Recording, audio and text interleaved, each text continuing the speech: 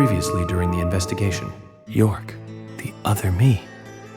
My other personality. There are some things in this world that must be extracted. No matter. York, I'm sorry, Why can you cause me pain? Red tree! York and Zach. Finally, I understand. You two really are best friends. I'm a little jealous. I'm sure he'll make you very happy.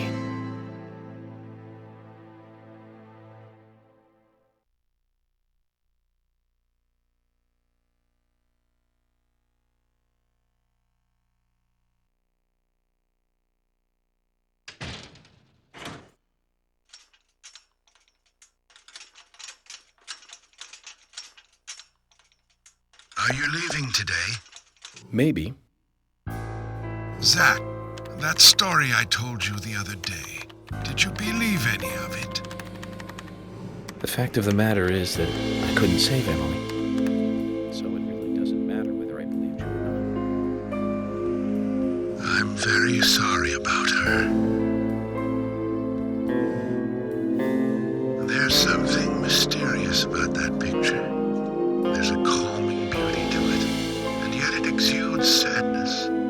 Harry, I have a few questions for you. About what, Zach? Your last name isn't really Stewart, is it? Yeah, that is correct. It's really Woodman. Harry Woodman. George was my son. You were there in the White Room when I was there. Why? The same reason as your father. Long, long ago, I too was unable to shoot my wife. What's worse is that I was also unable to kill myself. Which is why I lost both. The woman I loved and my son. My wife suffered from a mental illness, but I still loved her. I wanted to save George too, if I could. Everything was my fault. If only I had the courage to make the right decision, Emily and the other girls would not have died. But you have put an end to all of that. I wonder if they are happy. Zach, no need to worry about that. The other girls.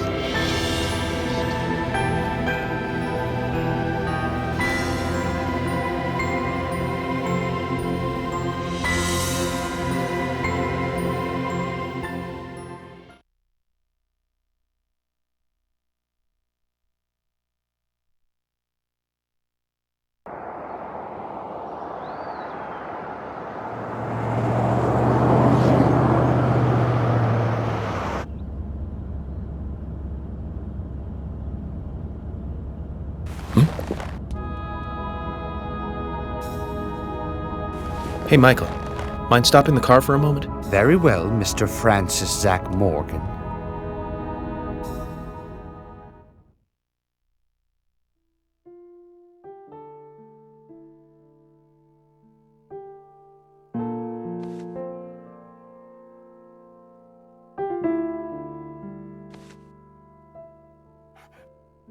I heard you're leaving.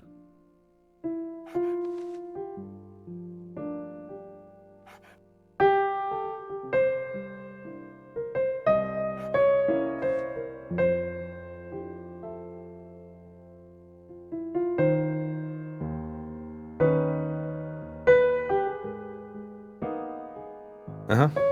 That's right.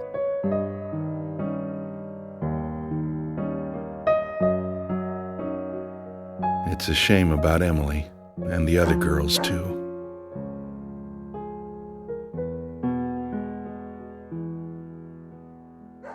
How are Isaac and Isaiah?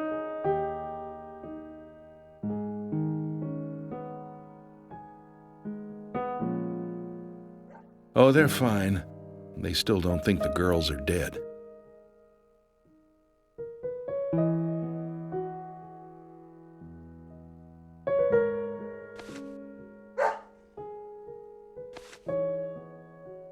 give it to him yourself. He's right next to you.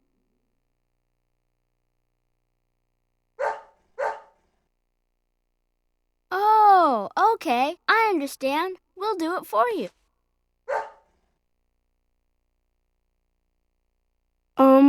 Emily kind of told us to give this to you.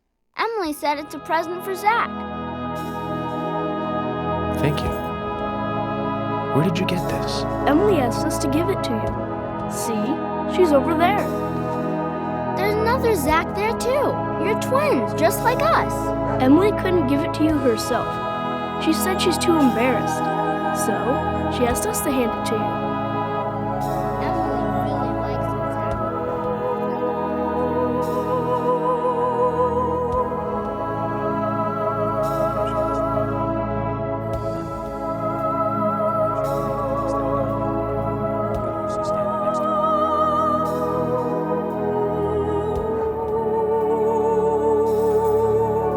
Anyways, you two.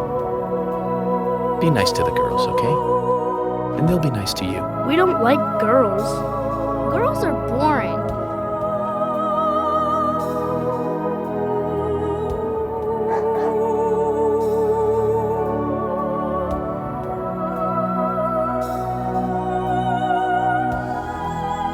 Gotta love him. Just full of energy.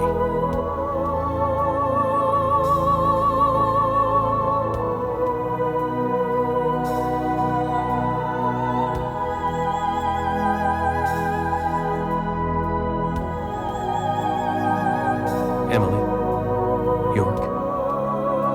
Sounds like you're both doing fine. I feel better about you two now.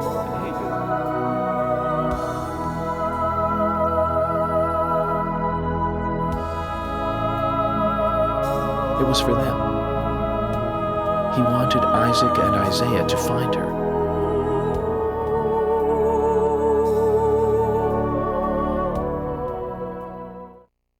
Mr. Francis Zach Morgan, if you are finished, if you are, please, let us return to the car. No need for that. You can go home. I want to take a look around more. Very well, then. I'm sure Mr. Stewart will approve of that. Ah, thank you, Michael.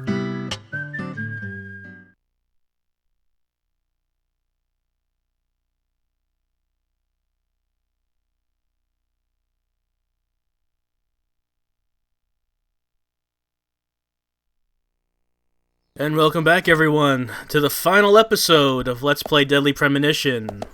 Well, everything's over. The case is closed, and Greenvale's been saved. The taint of Kaysen and his red seeds and his purple gas are all but gone. At least according to Harry Stewart. And now we're playing as Zach. We just have the option of just tooling around Greenvale. Driving around, talking to the people we've met before we leave for good. As well as taking care of some business, some side quests and trading cards that we have yet to get. So that's what is on the agenda for today. Before we leave Greenvale, we have to get everything, because this is a 100% run after all. Now, I believe the first thing that we're going to do... hold on, Zach? I'm a little jealous. I'm all alone on this side now. But don't worry, York. I've had it easy for so long having you with me. I need to get used to being on my own. That is true. Zach is all on his own now. No longer has York to lean on. He has to depend on himself. Because as we saw, York is gone. He's in the forest with Emily and the others. But enough about that. Let's think about what we have to do before we leave Greenvale for good. One thing is a side quest that awaits us at the milk barn. No, not that one. Keith has been selling us spiritual maps during the investigation, and during the epilogue he has one more. He has spiritual map C. So we're going to listen to his final horror story for us. Hey, bro! And that's it.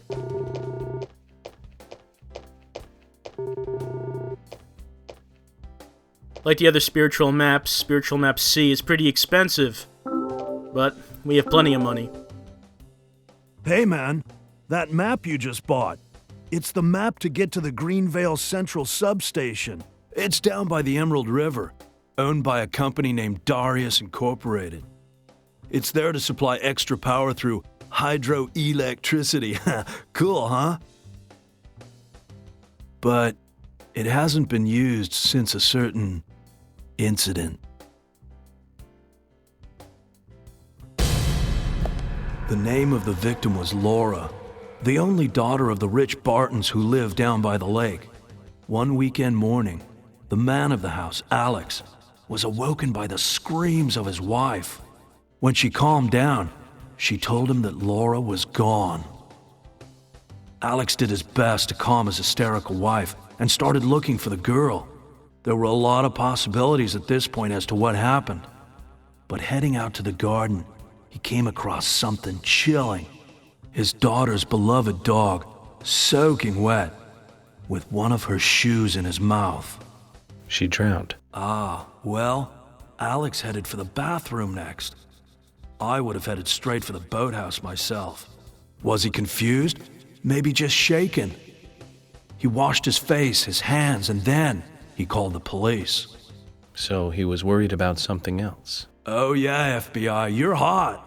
The police searched the lake for like 10 days, but they didn't find Laura. The search was called off, but some people started to doubt that this was a simple drowning.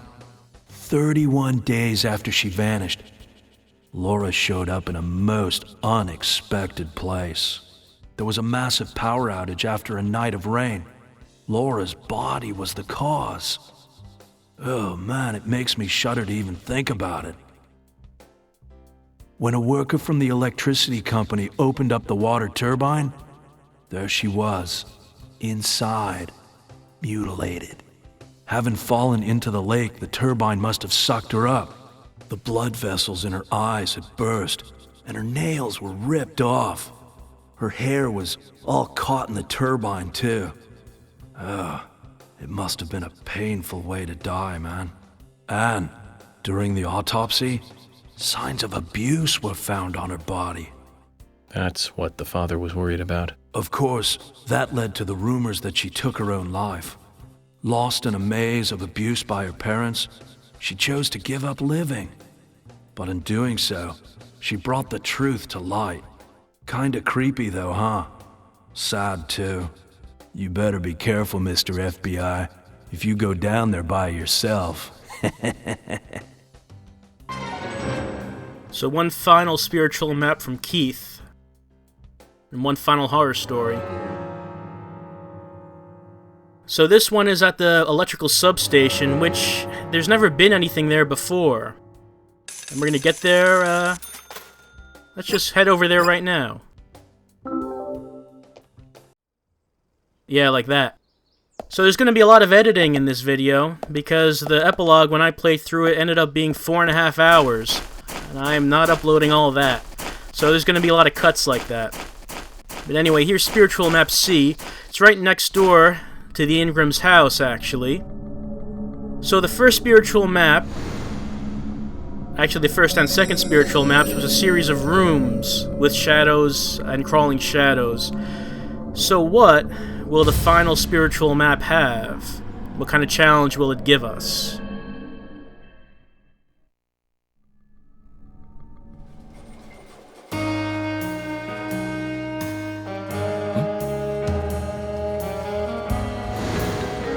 Hey, little piggy, cry all the way home.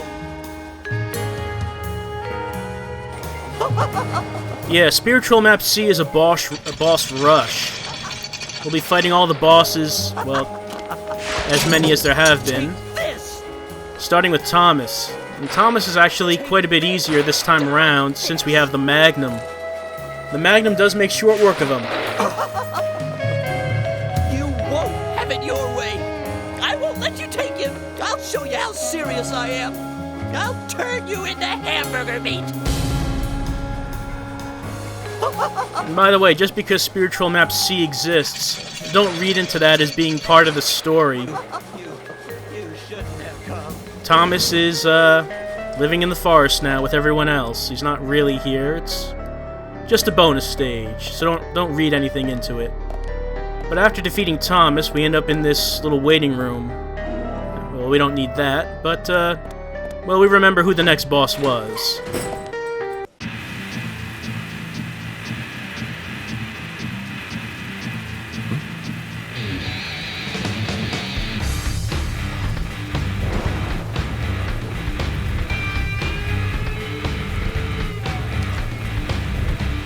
Okay, so unlike Thomas, this fight is actually a little bit harder because George's health. He has more health than he had before. Our shots take off less than the first time. Yay! So it does take more shots. So he's a little bit more, harder, but his attacks are the same as they were the first time round.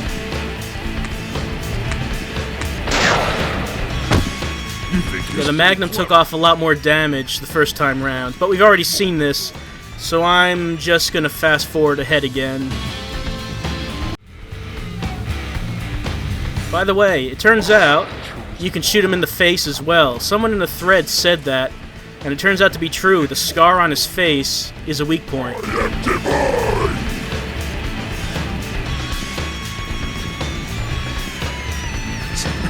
To get serious, York. But it's a very hard to hit weak point, so we're just going to stick to his back, really. And really, attacks are the same thing again. Just once again, takes a lot more shots to do him in, and his shots will do more damage than they did the first time, so let's fast forward again. It's not possible for me to die anymore. It's kind of funny thing for him to say, considering that leaves him open for that. Why?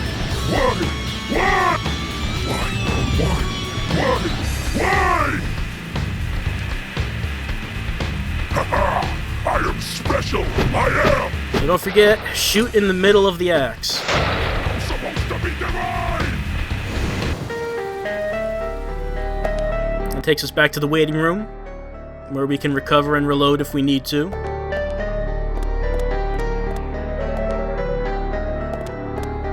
So Spiritual Map C, the biggest challenge of the maps, especially since the bosses are tougher than they were the first time, which is bad news when we fight Kaysen.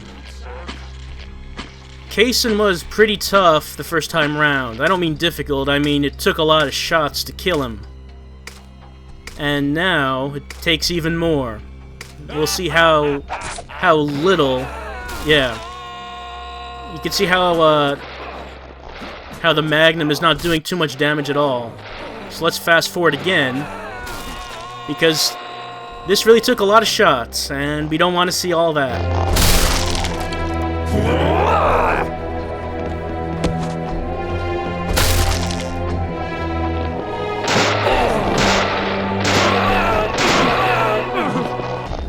Really, it's the same fight, but just takes a lot longer than the first time round.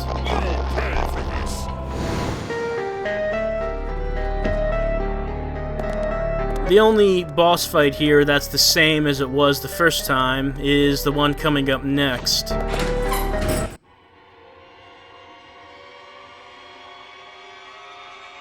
Right, we're back on the stairs again. This counts as a boss fight, even though we're not actually fighting anything. So once again, we're running from Frog Kaysen, and his pattern has not changed. He does the same things that he was doing before, though he might do a little bit more damage this time.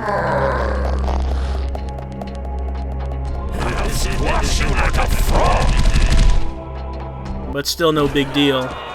Fast forward.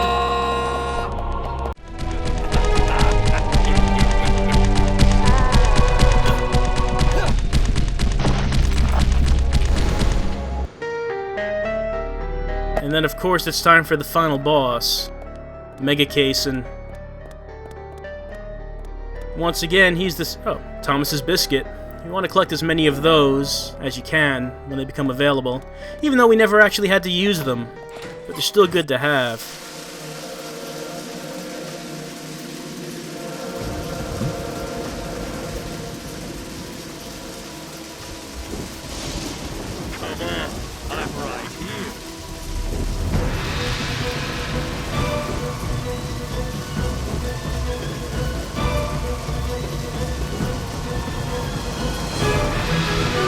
Alright, so the Mega Cason fight the first time around took a while, because that doll does not take too much damage when we shoot it, and that's even more so this time.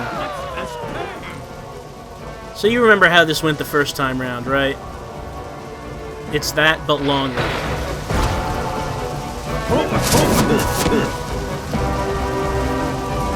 Just shoot that again, and then fast forward.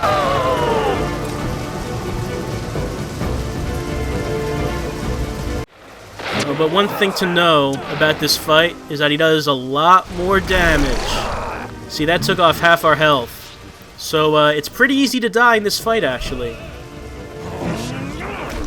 Also, something else I didn't show the first time round. You know how we ran up his arm and shot the doll? You don't have an unlimited amount of time to do that. And maybe you miss. Maybe you don't hit the doll. What happens then? Because I'm pretty sure I hit it that time, but it didn't register. Well, if you take too long, eventually, Cason starts shaking you off.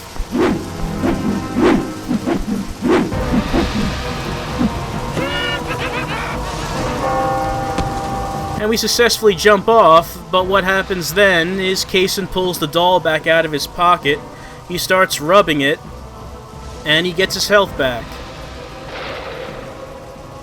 He gets all his health back. So however long it took you to get his health down the first time, you get to do that all over again. Isn't that great? So yeah, even though I use the dart gun, I would suggest probably using the machine gun is the better choice, since you're spraying out so many bullets.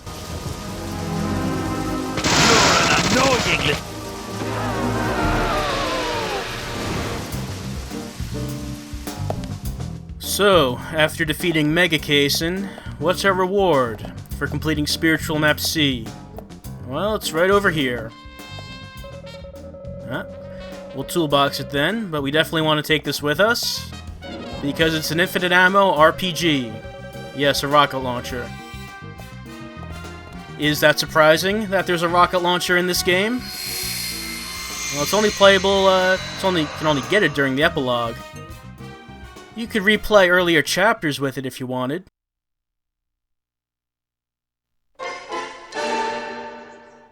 But we'll be using it here in the epilogue. But what next after the completion of Spiritual Map C? Well, there are some combat areas to redo. For example, one of those being the Clock Tower.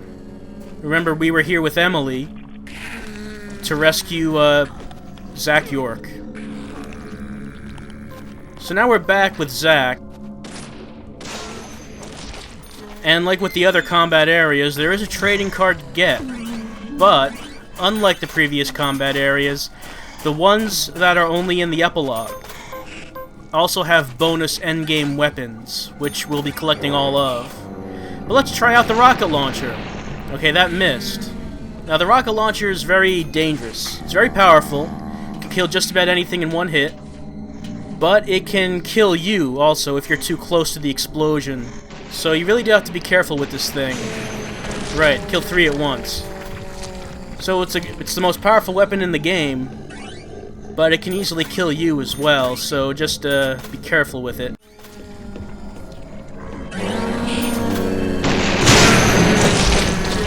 Right, so it's like having our own portable barrel. By the way, we got knocked down by an exploding barrel, not the RPG. The RPG will do a lot more damage to us if we're too close to the explosion. Barrels in comparison don't do a whole lot at all. But this clock tower isn't really any harder than it was the first time. And there's no boss battle at the top of it. What is at the top of it is the trading card that we're here for.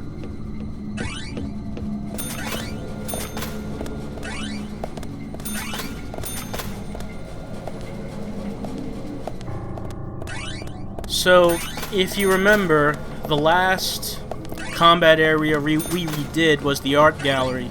The ones that we encountered after that were the Clock Tower, Harry's Mansion, the Galaxy of Terror, and the Sheriff's Department. So we have all of those to redo.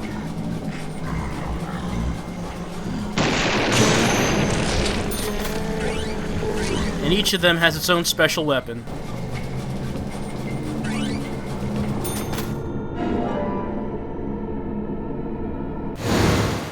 Remember, the mad wild dog is a wild dog gone mad. So I finally found the card for that one. And we're just about at the end of the clock tower.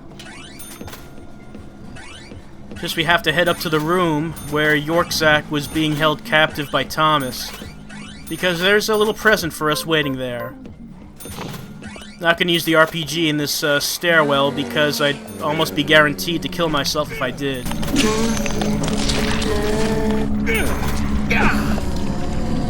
Here in the endgame, the epilogue, the enemies are tougher than ever. So, for example, this one here takes 3 shots from Grekach to kill. But we do have such powerful weaponry, it doesn't really matter anymore. Especially what we're gonna get right here.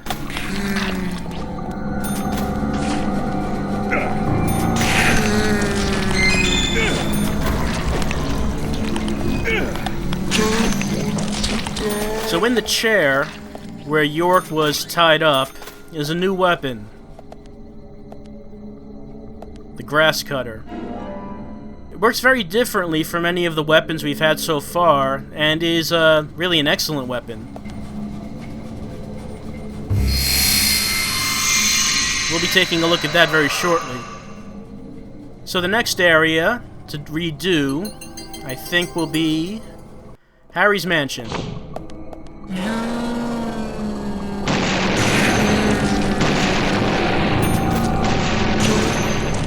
One thing to keep in mind when using the RPG is that the shadows in the endgame can warp very fast and very far.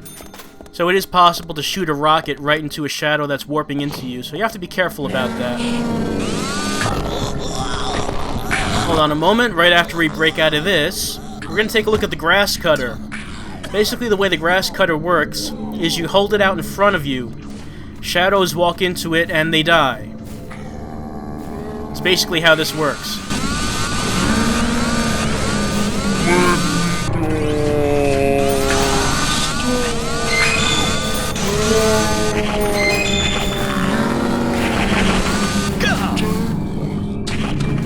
Basically, it's the easiest to use of any of the melee weapons.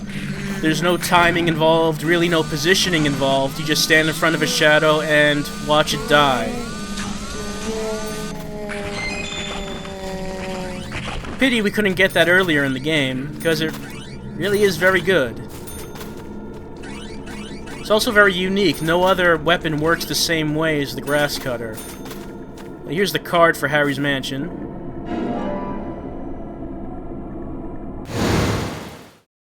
Actually, there's a few locations where red trees grow.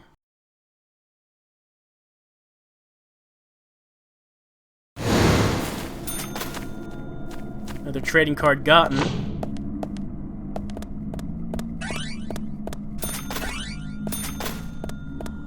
And we hear some shadows, so another opportunity to use the grass cutter.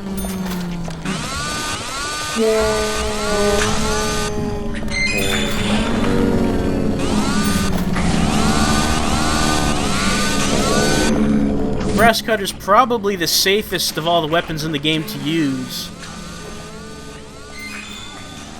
Considering that enemies just sort of, once they're caught in the grass cutter, they can't really do anything. They just kind of stand there dying.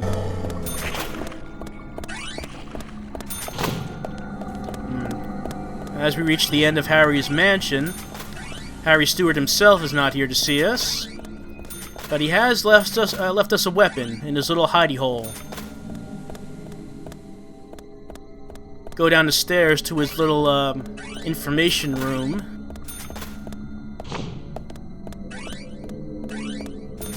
And we find another unique weapon.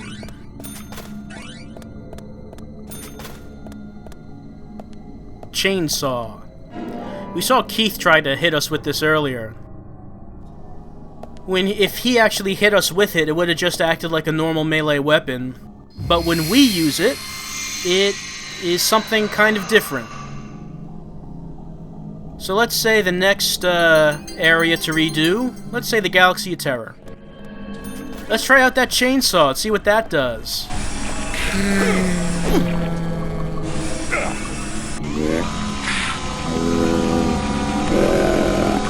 Yeah, so basically we just stand here sawing the shadow until it's dead. And assuming that we don't get attacked from behind, we'll just stand here doing this until it dies. That's what that does. Not such a great weapon, because the grass cutter does work a lot faster.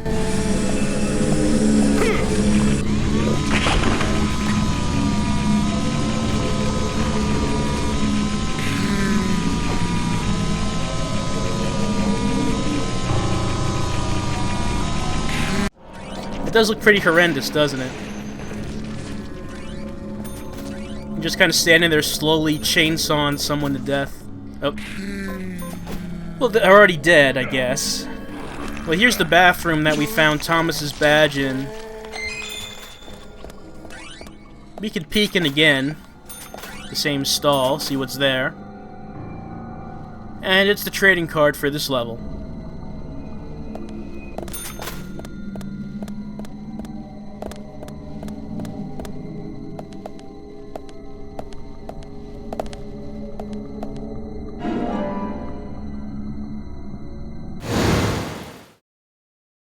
Not next to every murdered victim, as kind of in their mouths. Just a detail.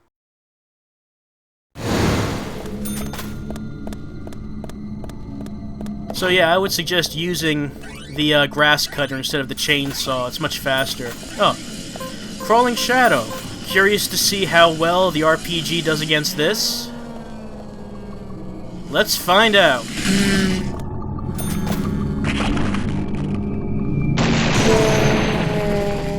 Pretty good.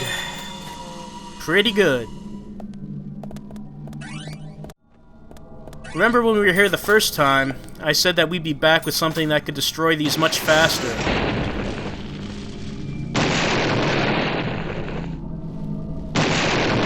Satisfying.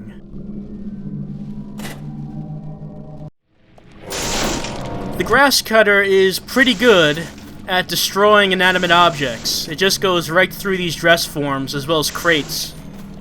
Smashes them much faster than even Grekotch does. So it's a good weapon to use to clear your way if you're being blocked.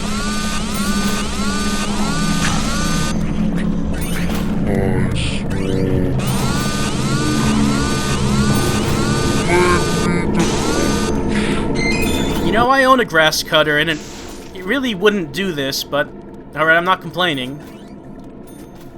I don't think you could really kill someone with it. And we remember this room. This is where we found the wooden ice pick.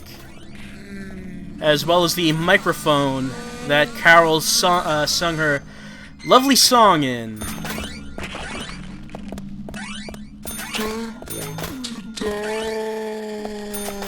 What do we find now? The assault rifle. The final gun. We could have bought a limited ammo version of it from Wesley, but this is the first time we can get the unlimited version. Let's just get that out of the way. Now, if you would just excuse me for a moment. I dream of you like a god Let's try out the assault rifle. It works quite similarly to the machine gun, but it's more powerful. Though, at this point in the game, when we can kill these shadows so quickly, it doesn't really seem to be doing the job so well. I mean, we might as well just use the RPG or the grass cutter at this point. Makes an odd sound, too. But that's it for the other Galaxy of Terror. Last to go is to redo the Sheriff's Department.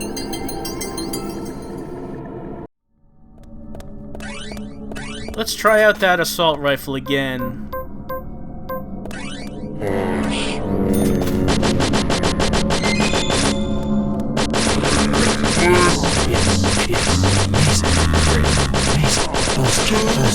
Yeah, it doesn't really seem to be that effective.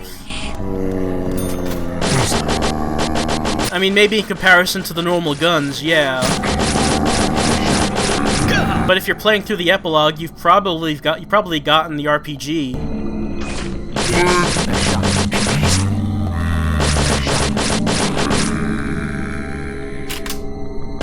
But of course, this is 100%. So for completion, here's the assault rifle and what it does.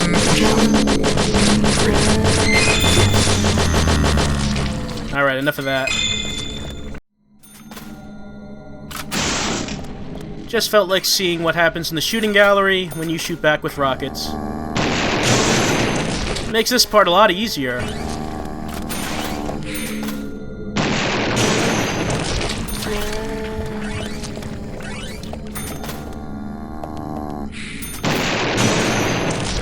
Yeah, when using the RPG, you may want to shoot at the walls or the floors next to the shadows instead of the shadows themselves. Makes things a lot easier to do it that way.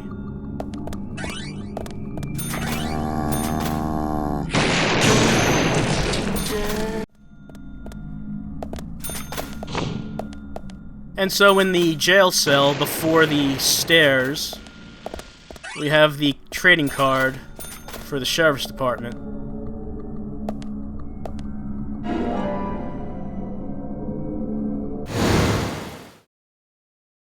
Yep, and at this point in the game we would know it's not actually a peace sign turned upside down.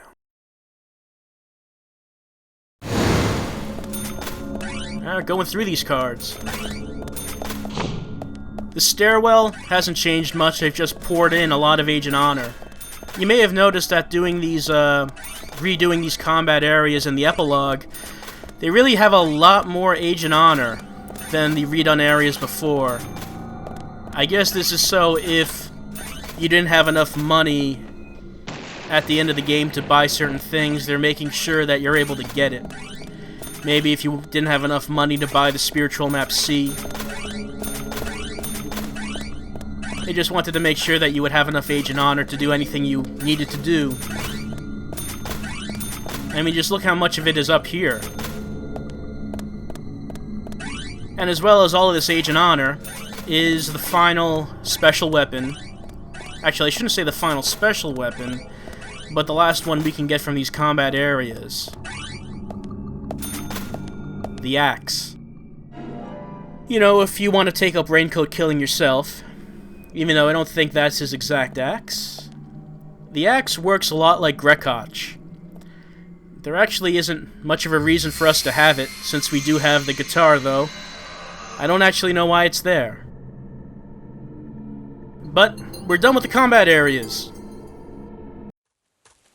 Let's collect some trading cards that we missed the first time around. You may have noticed when I was at the Tree of Anna before, I left a trading card behind. It's up here in this bird's nest. There's a reason I didn't get it, because some of the cards have spoilers. Like Anna's. According to Anna's card, she joined a dangerous and secret club, which we would not know about at that point in the game. So great, you know, it would kind of tell us about that part long before we actually find out about the club. And here, in the fishing spot behind Becky's house, we haven't fished yet. And the reason is because in the fishing spot is Becky's card, which also has a spoiler on it.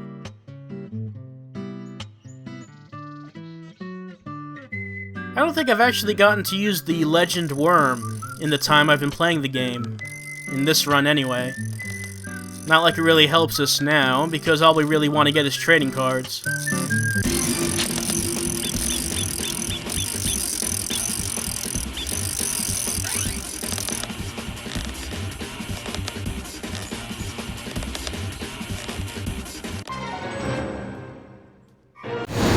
Right, so it mentions that Becky joined the secret club with Anna, again telling us that there is a secret club.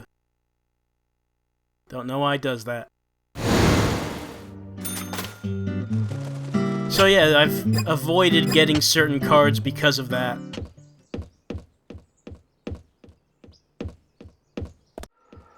There's another card that I missed, though it wasn't intentional. I thought I got this one before, but there's a fishing spot not far from the hospital. If you fish there, you can catch Fiona's card, which I guess I didn't get, because according to the game, I don't have that card. This one is not a spoiler card, I guess I just forgot about it.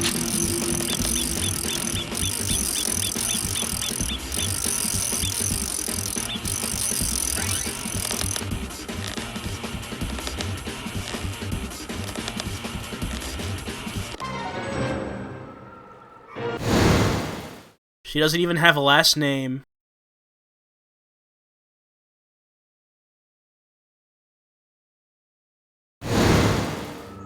So we have almost collected all the cards here. So what's left to do? Well, if we go back to Harry's mansion, we could talk to Harry Stewart, who has a side quest available, and it's only available during the epilogue. Zach, you don't feel like leaving this town yet, do you? You're right.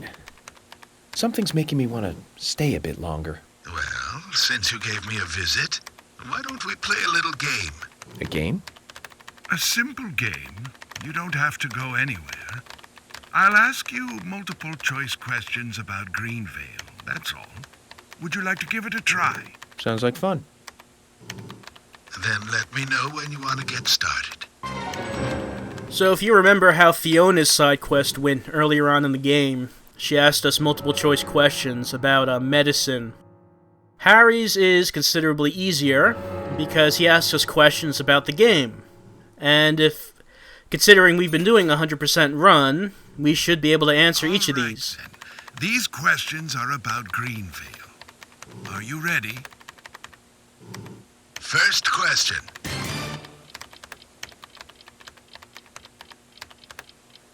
Well, we remember this one. Most of them were of trees. Well done. But how about this next one? Second question. Well, that one's pretty memorable as well. I don't see how you could forget that it was a Dalmatian. Impressive. But can you answer this one correctly? Third question.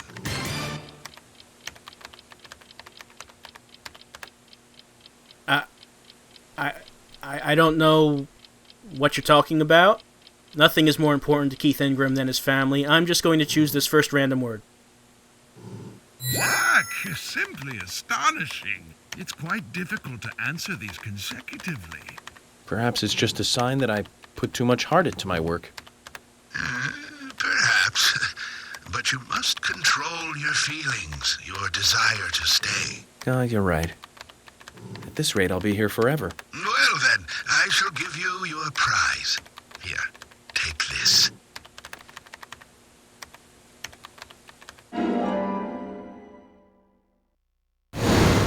What are you doing with our baby pictures, Harry?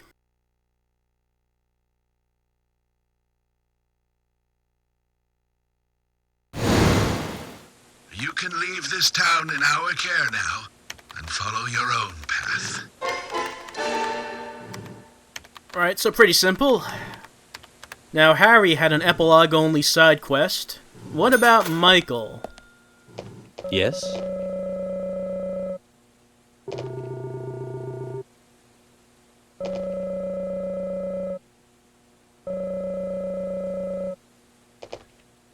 Actually, there is something wrong with him. He's concerned about something, which we can find out about if we enter his bedroom, which is on the side here. Not that one. The next one. We can invade his privacy and read his diary that he leaves lying around. Find out what's eating Michael.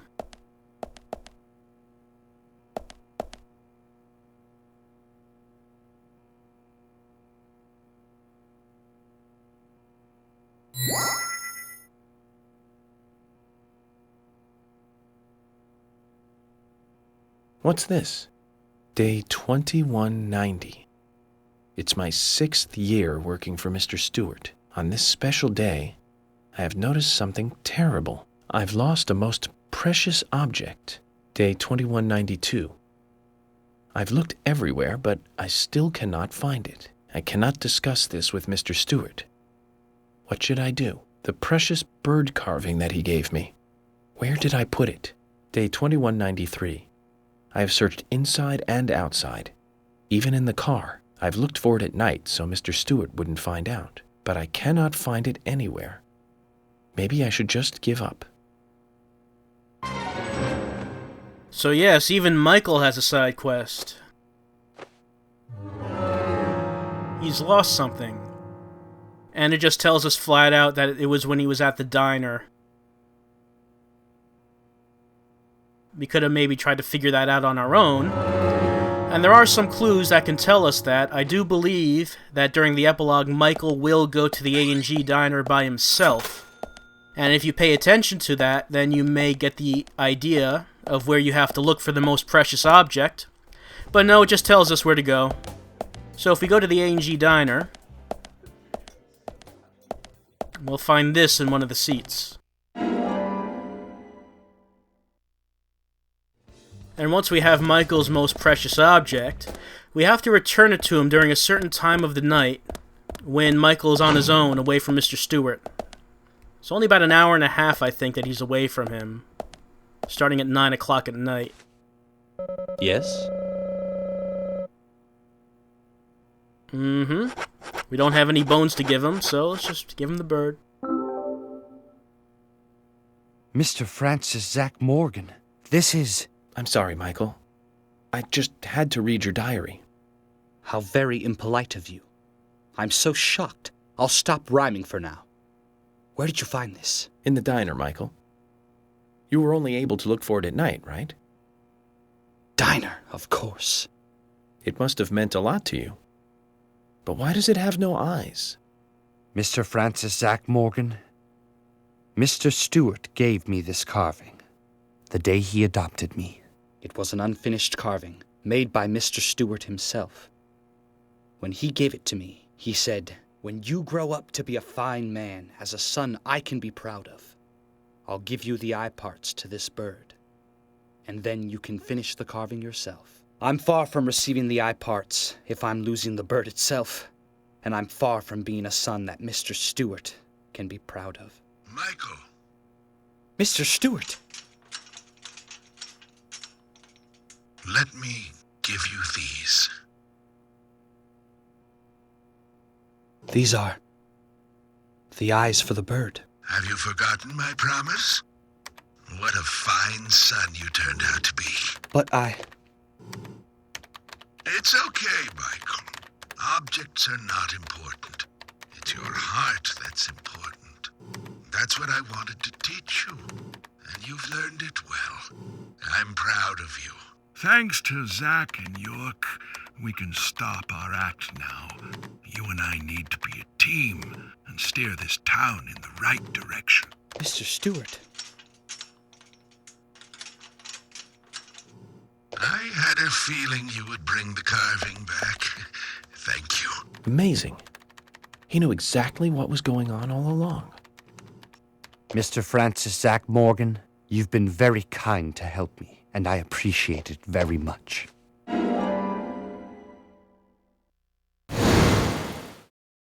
Oh, you shouldn't have.